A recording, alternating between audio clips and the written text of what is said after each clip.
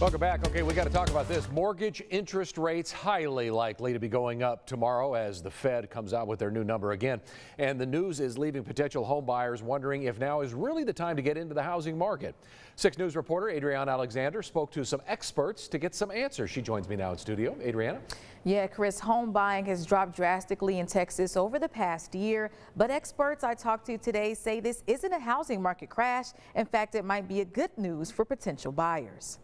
Home sales have declined in large parts of Texas, causing sellers to cut prices to entice more buyers. With the Federal Reserve increasing interest rates recently to curb inflation, and with the news they may do it again very soon, many eyes have turned to the current housing market, one that has been very busy this year.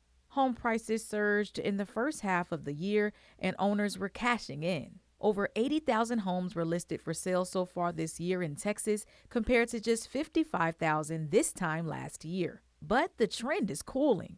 A Central Texas realtor says now buying a home has become much easier because the market is wide open.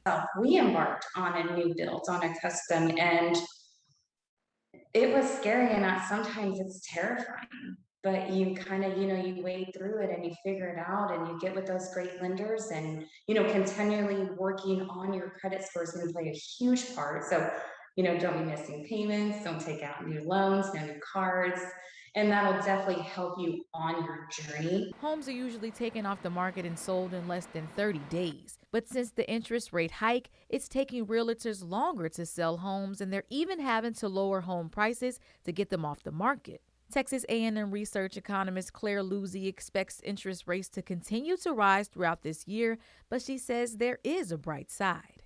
We've reached a point at which home prices are probably going to have to come down a little bit to be more in line with reasonable expectations for household income and whatnot. But in the long run, that should play out in a healthy, beneficial way for the housing market.